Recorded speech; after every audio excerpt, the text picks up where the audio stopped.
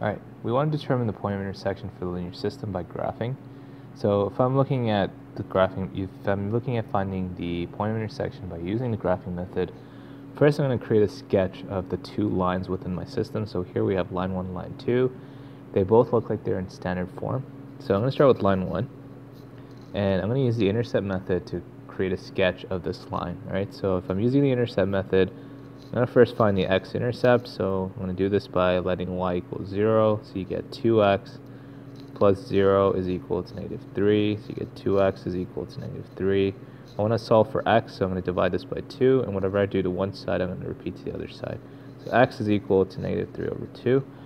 So we can see that our x-intercept is negative 3 over 2 and 0. Okay, so that's one of our x-intercepts for one of our lines, and I want to find now the y-intercept for line 1. So I'm going to let x equal 0, and in this case, if we let x equal 0, we get 2 times 0 plus y is equal to negative 3.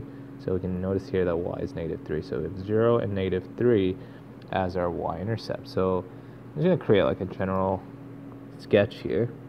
Okay. So that's my graph, and then basically you can just like ballpark the points. Negative 3 over 2 is like negative 1.5, so it's like in the middle of negative 1 and negative 2, right? So this is negative 3 over 2 and 0. And we also have the y-intercept, which is 0 and negative 3, so it's going to look like that. And in this case, let's call this guy line 1, and I'm going to draw that blue, so it looks like that, really. Okay, so this is line 1.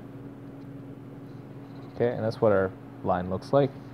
Now I'm going to do the same thing for line 2. I'm going to find the x and y intercept, and then we're going to plot it by using the intercept method. Alright, so if you guys aren't too comfortable with the intercept method, just go back and review some of my videos regarding sketching by using the intercept method. So I'm going to look at line 2, and line 2 you get 3x minus y is equal to 8, so I'm going to find the x-intercept first. Right, so I'm going to let y equals 0, so you get 3x minus 0 is equal to 8. 3x is equal to 8, oops, and x here, if I divide this by 3, x is 8 over 3, so it's approximately 2.66. You can round that to 2.67. We're just trying to ballpark it. So the point here is 8 over 3 and 0. That's my x-intercept. Now I'm going to just move over here to find the y-intercept for this line 2. I'm going to let x equal 0.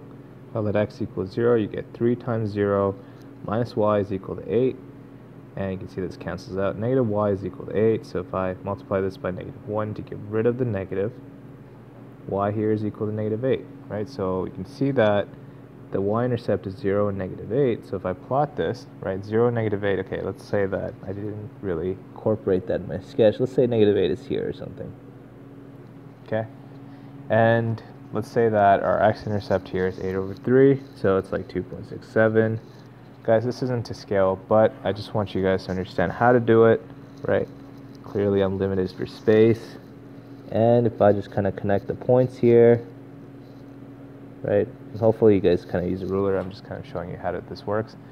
You can see that there should be a point of intersection at this point. Now you can notice here that if I did do this on an actual Cartesian plane, right, if I did this on a proper Cartesian plane, you could actually kind of ballpark that point, right? This is your point of intersection. But this is one of the downsides of this method, is that it's very, it's an approximated method, right? There are more accurate ways, like the elimination substitution method, to solve for the point of intersection.